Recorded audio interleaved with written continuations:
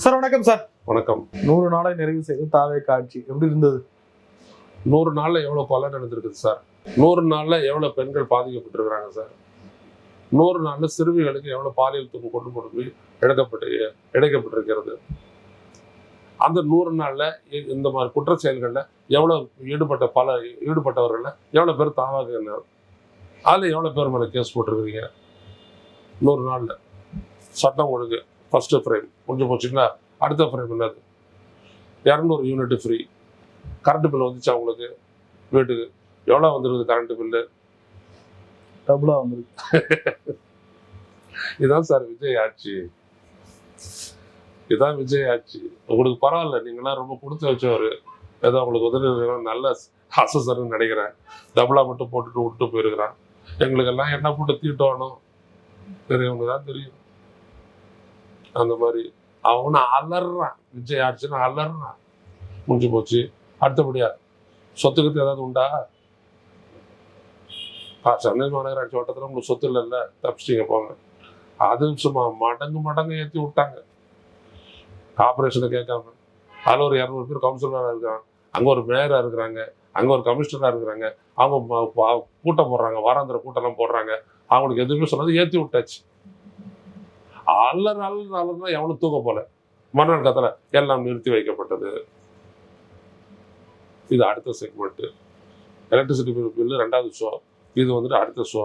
அடுத்தபடியாக பார்த்தோன்னா ஆங்காங்கு பேருந்து கட்டணங்கள் உயர்வு. ஏதாவது சொன்னாங்களா? எங்கேருந்து முடிவெடுக்கப்பட்டது? எப்படி உயர்த்துறாங்க? ஏதாவது தகவல் உண்டா? ஆனால் உயர்த்தியாச்சு. ஆனால் ஜீரோ உடனே நடக்காது. எல்லாத்தையும் ஏற்றியாச்சு. அடுத்தபடியாக வேற ஏதாவது சொல்லுங்க. பால்லாம் பற்றி உங்களுக்கு தெரியும். மில்க் எல்லாம் ஸ்டாலின் இருந்தபோது எவ்வளோ மோசமாக இருக்குது, இன்னைக்கு எவ்வளோ பியூட்டிஃபுல்லாக இருக்குதுன்னு உங்களுக்கு தெரியும். பால் பாக்கெட்டில் வந்துட்டு 100 கிராம் இன்னும் குறையுதான். இதெல்லாம் வருது, இப்போ கொஞ்சம் கொஞ்சமாக வருது. எங்கே இருந்து இந்த துணிச்சல்லாம் வருது? இது வரைக்கும் 5 பேர் வந்துட்டு விசாரணை கைதிகள் செத்து போயிருக்கிறாங்க விஜய் ஆட்சி வந்ததுக்கு பிற்பாடு. சொல்லுங்க, எப்படி இது நடக்குது? அதே சிஸ்டம் ஸ்டாலின் இருக்கும்போது என்ன சிஸ்டமோ அதே சிஸ்டம் இப்போ இருக்குது. ஸ்டாலின் போட்ட பட்ஜெட் தான் முந்தா நாள் வரைக்கும் பட்ஜெட். ஸ்டாலின் இருக்கும்போது நல்லா இருந்தது, உங்க வரத்தோட்ட எல்லாமே சீர்கட்டு போத என்ன காரணம்? 104 ஆட்சி 154 ஆட்சின்னு இருக்கட்டும், அப்ப இருந்த மாதிரி ஒரு அமைதி இப்போ இல்லையே. ஐயா சொல்லுங்க. அதே போலீஸ் தான், அதே இபி டிபார்ட்மெண்ட் தான், ஆள் பற்றாக்குறைன்றீங்க. அது ஏன் அப்போ ஸ்டாலின் ஆட்சியில் எலக்ட்ரிசிட்டி ஃபெயிலியர் வரல? சொல்லுங்க. இதை இப்போ பேசிட்டு வரோம். இப்போ எலக்ட்ரிசிட்டி போச்சுன்னா என்ன ஆகும்? நம்ம இப்படிதான். இதுதான் 100 நாள் ஆட்சி. புழுவுறீங்க, நல்லா புழுவு தெரியுது உங்களுக்கு. சட்டப்பேரவையை கூட்டி வச்சுக்கிட்டு ஏகத்துக்கு புழுவுறீங்க. மாண்புலாம் வேற பேசுறீங்க. சொல்லக்கூடிய விஷயங்கள் ஏதாவது உண்மை இருக்குதா? தமிழ்நாட்டில் 2020க்கு பிறகுதான் போதைப் பொருள் புழக்கமே வந்துச்சு. அதுக்கு முன்னாடி இல்லவே இல்லை அப்படின்னு ஆதவர்ஜுனா ரெட்டி பேசுறாரு. இப்ப ஏன்டா இவ்வளவு தூரம் மாட்டிக்கிட்டு இருக்கிறீங்க? எவ்வளவு பேர் இந்த மாதிரி இளைஞர்கள்லாம் கொல்லப்படுறாங்களே. 20 பேர் சேர்ந்து ஒருத்தனை அடிச்சு சாவடிக்கிறான், 30 பேர் சேர்ந்து ஒருத்தனை அடிச்சு சாவடிக்கிறான்றானே. அந்த மாஃபியா லெவலுக்கு உயர்ந்திருக்குது. அதை ஏன் தடுக்கல உன் போலீஸ்? தடுக்கல நீங்க அப்படின்னு கேட்டா, இது 20க்கு முன்னாடி 20 வரைக்கும் எதுவுமே இல்லை, அப்புறம் தான் வந்துச்சு அப்படின்றீங்க. எடுத்த ஸ்டாட்டிஸ்டிக்ஸ் எடுத்து படிச்சு பாரு. National narcotics control bureau, NCB, அதான் நோடல் ஏஜென்சி, அவன் கொடுத்துருக்கிற டேட்டா எடுத்து பாரு, என்ன சொல்லுதுன்றத பாரு. 1998லயே அங்கங்க கஞ்சா விற்கிறாங்கன்னு சொல்லி கமிஷனர் துரை இருந்தார். அவரோட நான் வாய் தகராறுல ஈடுபட்டேன். அப்பெல்லாம் ஆனஸ்ட் ஆஃபீஸர்ஸ்லாம் இருந்தாங்க. அவர் சொன்னார், 1 வாரம் எனக்கு டைம் கொடு. அப்பெல்லாம் வியாழக்கிழமை பத்திரிகையாளர் சந்திப்பாங்க. 1 வாரம் எனக்கு டைம் கொடு, அப்புறம் பாருங்க. 1 வாரத்தில் ஒழிச்சு கேட்டார் அவரு. உங்களால் ஏன் செய்ய முடியும்? அதை விட பெரிய சிஸ்டம். இப்போ கிரேட்டர் சென்னை போலீஸ் ஃபோர்ஸ் என்ன பண்றீங்க நீங்க? சொல்லுங்க. 100 நாள் ஆட்சி 18 திட்டம் போட்டிருக்கிறீங்க. அந்த 18ல் வந்துட்டு சிங்கப்பண்ணி திட்டம் தவிர மற்ற எந்த திட்டத்தை வந்துட்டு ஸ்டாலின் ஆட்சி நிறைவேற்றாத திட்டம் சொல்லுங்க. ஒண்ணு சொல்லுங்க. காலை உணவு திட்டத்துல இருந்து லேப்டாப் வரைக்கும் எது ஸ்டாலின் அரசு நிறைவேற்றாத திட்டம் சொல்லுங்க பார்ப்போம். ஸோ ஒரு பேஜ் அட்வர்டைஸ்மெண்ட் கொடுத்துட்டு நீங்க பாட்டு உட்காந்துட்டு இருக்கிறீங்களே, இந்த மக்களுக்கு நீங்க என்ன சொன்னீங்க, அதை எதை செஞ்சீங்க, அதை எப்போ செய்வீங்க அப்படின்ற ஒரு ரோட் மேப் ஆகுது இருக்கு அவங்ககிட்ட. 1,00,000 கோடி இன்வெஸ்ட்மெண்ட்டை நீங்கள் கவர்ந்துருக்குறோன்றீங்க.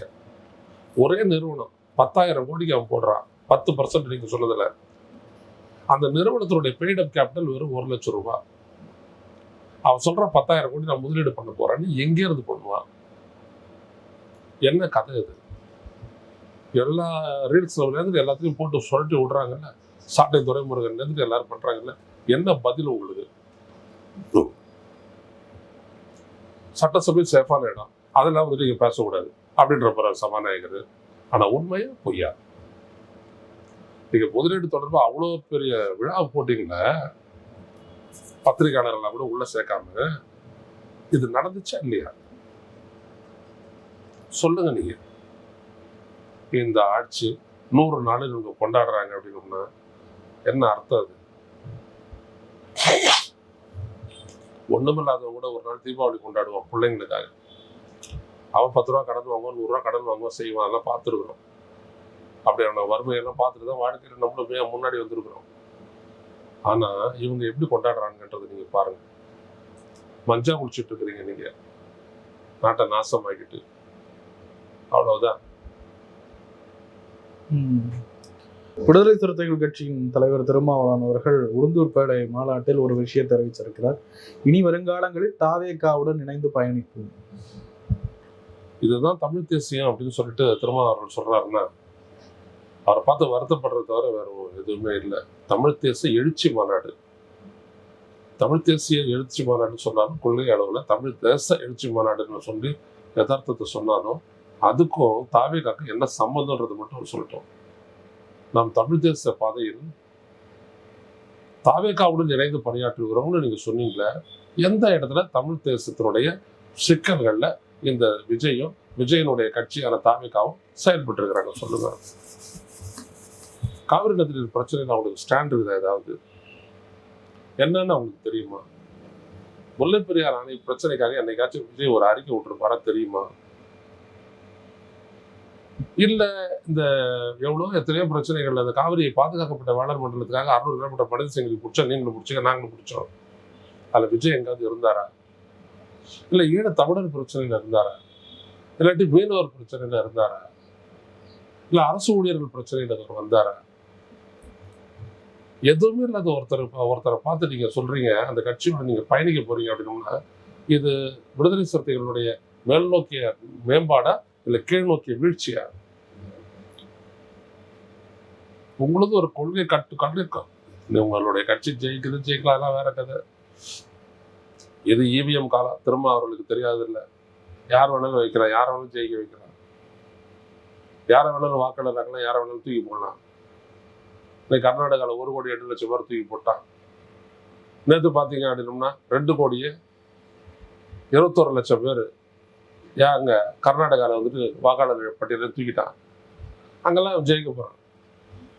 ஒரு மாநிலத்துல 2,21,00,000 பேர் வந்துட்டு போலி வாக்காளர்கள் இருக்க முடியுமா? யோசிச்சு பாருங்க. இந்த தேர்தல் ஆணையம் சொல்றான். அதனால ஜெயிக்கிறது தோக்கிறது எதுவும் நடக்கும்.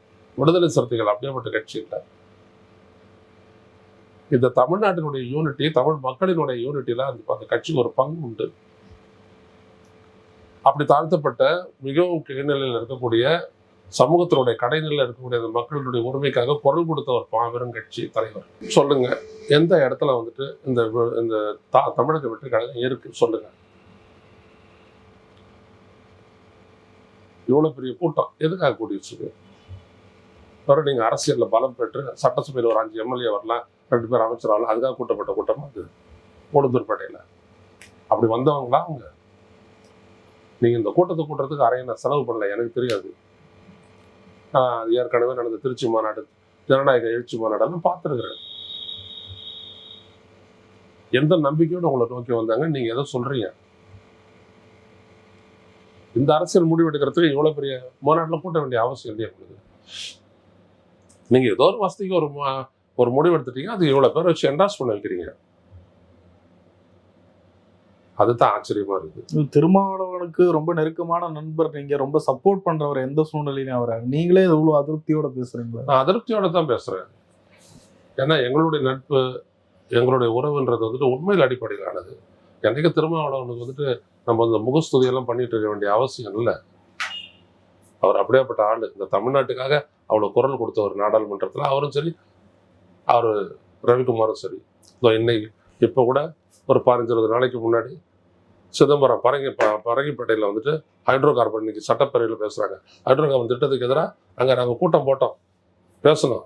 கடைசியாக பேசுறது திரும்ப தான் அன்னைக்கு வந்திருந்தாரு. பண்ருட்டியில் அந்த கட்சியுடைய சமாச்சாரத்தை பிடிச்சிட்டு வந்திருந்தாரு. எப்படி பேசினாரு? என்றைக்கு இருந்தாலும் நான் உங்களோட தான் நிற்பேன், இந்த மக்கள் பிரச்சனையில உங்களோட நான் நிற்பேன். அவர் பேசின பேச்சு தான் அன்னைக்கு ஹைலைட்டு. அந்த மாதிரி பேசுனோட அவர் வந்து நிற்பாரு. மனித சங்கிலி போராட்டமா வந்து நிற்பாரு. நீங்க சிலருக்கெல்லாம் சில இடங்கள்ல மதிப்பு அதிகம். ஏன்னா மக்களோட மக்களாவே வாழறவங்க, மக்களோட மக்களாவே உடல்றவங்க, மக்களோட மக்களாவே போராடுறவங்க, மக்களுக்காகவே இருக்கிறவங்க. விஜய்லாம் அப்படி கிடையாது, புரியுதுங்களா? இங்க ஒரு 41 பேர் கொண்டுட்டு ஒரு 75,000 கொண்டுட்டு நான் சாகிறதுக்கு காரணமா இருந்துட்டு இப்படி போடுவோம். அதுக்கப்புறம் போயிட்டு ஒரு கோலாலப்பூர்ல வந்துட்டு தக்கடு தக்கடு தக்கடு தக்கடு போட்டு விடும். ஆனா அது அரசியல் ஆயிடாது. அதனால அரையண பெனிஃபிட் கிடைக்காது. அதான் பாக்குறீங்களா 100 நாள்ல கடையை விரிச்சு போட்டுருங்க என்னெல்லாம் நடக்குதுன்னு. வாயா வாயா வாயா, இவ்வளவு பேர் கொலை, இவ்வளவு பெண்கள் காலி, மாஃபியா உருவாயிருது இவங்களுடைய ஆட்சியில. என்ன பண்றீங்க நீங்க? அப்படியேப்பட்ட ஆள் இல்லையே திரும்ப. இந்த ஒரு சிஸ்டத்துல திரும்ப அவனுடைய அரசியல் அப்படின்றது ஒரு பீகான் லைட்டு. அது நீ பீகான் சாதாரண விஷயம் இல்லை. அது அந்த இடத்துக்கு அவர் வந்தது அப்படின்றது. இன்னைக்கு இந்த தமிழ்நாட்டில் மதிக்கப்படக்கூடிய ஒரு தலைவர், அவருக்கு இந்த அவசியம். ஒருவேளை அவர் அரசியல் முடிவாக எடுக்கணும், அவருக்கு எல்லா உரிமையும் இருக்குது. அவருடைய அரசியல் கட்சிக்கான முடிவு எந்த இடத்துல தமிழ்நாட்டுக்கு பலன் அளிக்கும் போது, தமிழ் தேசியத்தை உயர்த்த போது, அதை மட்டும் நீங்க சொல்லுங்க. இன்ன வரைக்கும் உங்களுக்கு விஜய் வந்துட்டு விஜய் கூட போக மாட்டாருன்னு உங்களுக்கு தெரியுமா? அதாவது இன்ன வரைக்கும் விஜய் மலையா வந்துட்டு ஸ்டார் ஷீட் ஃபைல் பண்ணல கரூர் சம்பவத்துல. நீங்களும் கடுமையாக ஒரு நிலைப்பாடு எடுத்து பேசினாங்க தான் திருமாவளவன். ஏன்னா ஐயா அவர் மேல வந்து சார்ஜ் ஷீட் போடல. இன்னைக்கு 18ஆம் தேதி கரெக்டாக 11 மாதம் நிறைஞ்சு போச்சு. அடுத்த செப்டம்பர் 17 வந்துச்சுன்னா 1 வருஷம் ஆச்சு. சார்ஜ் ஷீட் ஃபைல் பண்ணலையே, ஃபைல் பண்ணல. அப்போ யாரை காப்பாத்துறா? அப்போ இவர் யாருக்காக நிற்கிறாரு? அதே யாரோட நீங்க நிற்கிறீங்க. இதை நாளைக்கு கேள்வி எடாதா? அதான் இன்னைக்கு நான் கேள்வி எழுப்புறேன். லஞ்சம் ஊழல் குறைஞ்சிருக்கு அப்படின்றாங்க. இந்த 100 நாள் ஆட்சியில ஒரு சொத்துல வந்துட்டு பெரிய என்கம்ப்ரஸ்மெண்ட் இருக்குது, வெள்ளங்க இருக்குது. அந்த சொத்தை நீங்க வாங்குவீங்க? வாங்க மாட்டீங்க. உங்களால விற்க முடியாது. ரெஜிஸ்டர் ஆஃபீஸர்ல ரெஜிஸ்டர் பண்ணுவான். எப்படி அங்க இருக்கக்கூடிய ஒரு மடத்தினுடைய ப்ராப்பர்ட்டி 100 கோடி 200 கோடி what ever it might be, எப்படி அதை ரெஜிஸ்டர் பண்ணாரு அவர் ரெஜிஸ்ட்ராரு? அது அவருக்கு தெரியும், பதவி போடுன்றதுலாம் தெரியும். ஏன் ரெஜிஸ்டர் பண்றாரு? அப்ப யார் அவர் ரெஜிஸ்டர் பண்ண சொன்னது? அது வெறும் ஒரு 2 கோடிக்கு துறா பிரைஸுக்கு செய்யறாரு எப்படி? ஆனா விஜய் ஆட்சியில் ஊழல் நடக்கல. எப்படி நம்புறது? சொல்லுங்க. அது குறித்து நிறைய விஷயங்கள் வந்திருக்கு. அமைச்சரும் நிறைய பதில் அளிச்சிருக்காரு. நிறைய விஷயங்கள் போட்டு கடந்தது. சாமானிய ஒரு கவர்மெண்ட் ஆபீஸ்ல ஏதோ ஒரு இடத்துல நிறுவனங்கள்ல போனா லஞ்சம் இதெல்லாம் இந்த செய்தி எல்லாம் சொல்றாங்களே, நீங்க இந்த தாசில்தார் அலுவலகத்தை போய் பார்த்துருக்கீங்க? கிடையாது. நம்மள யாருமே போய் பார்க்காத இடம். அங்க போனீங்க அப்படின்னோம்னா நோவாத மக்கள் 50 ரூபாய் த்ரோ பண்ணிட்டு ஒரு சர்டிஃபிகேட் வாங்கிட்டு போயிட்டே இருப்பாங்க. இதெல்லாம் வெளியில நம்ம கேட்குற ரோட்ல அப்படியே தாசில்தார் அலுவலகத்தை போயிட்டு கேட்க சொல்லுங்க. கேமரா எடுத்துட்டு போயிட்டு ரெக்கார்ட் பண்றாங்க. அவங்க தாசில்தார் அலுவலகத்தில் போயிட்டு வெளில வந்தீங்கன்னா சர்டிஃபிகேட் எதாவது வாங்கணும், ஆமா காசு எதாவது கொடுக்க வந்தீங்கன்னா அப்படின்னு போவாங்க. அப்போ தெரியும் ஊழல் இருக்கா இல்லையா அப்படின்றது. விஜய்க்காக பயந்துக்கிட்டு ஓரம் ஒதுங்கி சலாம் அடிக்கிறதுக்கு ஒன்றும் ஊழல் சாதாரணம் கிடையாது. அது பெருசு, ரொம்ப பெருசு. இப்போ கூட லாட்ரி வித்தவன் அவருக்கு வந்துட்டு லிக்விட் கேஷாவே கிட்டத்தட்ட 35-36 கோடி இருக்குது. அவரு ஒரே சீரியல் போட்டு ஒரே சீரியல்ல 10 லட்சம் எவ்வளவு டிக்கெட் விற்கிறாங்க இந்தியா ஃபுல்லா. இந்த நாட்டுல கொள்ளையடிக்கலாம் சார். நீங்க என்ன ஊழலை பத்தி பேசுறீங்க? கொள்ளையடிக்கலாம் இந்த நாட்டுல ஊழலை ஒழிக்கிறது அப்படின்னு எவனா பேசுறாங்க, தயவு செய்து வாயால சிரிக்காதீங்க. அப்சர்வ் பண்ணி பாருங்க இந்த சிஸ்டத்தை, அப்போ உங்களுக்கு தெரியும். ஏற்கனவே பலம் பெற்றவராக இருக்கிறார் விஜய். இந்த கால சூழ்நிலையில திருமாவளவனும் போய் இணைகிறாரு. எப்படி இருக்கும் திருமாவளவனுடைய கொள்கைகளை நீங்களே? அவருக்கு இவங்களுக்கெல்லாம் ஒரு சம்பந்தமே இருக்காதுங்க. என்னைக்காச்சும் போவாங்க, மாலைகளையும் ஏதாவது போடுவாங்க, பொக்கையை கொடுப்பாங்க, பேசுவாங்க, கை கொடுப்பாங்க, அவ்வளவுதான். இவர் பேசுறது என்னதுன்னு அவருக்கு தெரியாது சார். இவர் என்ன எடுத்து வச்சு ஒரு அரசியல் பேசுறாரு இவரோ ரவிக்குமார். திருமாவளவன் அவருடைய கிரௌடு பெரிய அளவுல இதுக்கு ஓட்டு போட்டிருக்காங்க. அதான் ஆதரிச்சு ஓட்டு போட்டதுனால இவர் அந்த பக்கம் சாயிறாரு, அவ்வளவுதான். என் மக்கள் சாஞ்சிட்டாங்க, நானும் சாஞ்சிடுறேன். என் அரசியலுக்கு சாஞ்சிடுது. செங்கோல் விழுந்துருச்சு, பாண்டி நெடுஞ்செடியும் உருண்டு வந்துட்டான். மாற்று அவ்வளவுதான்.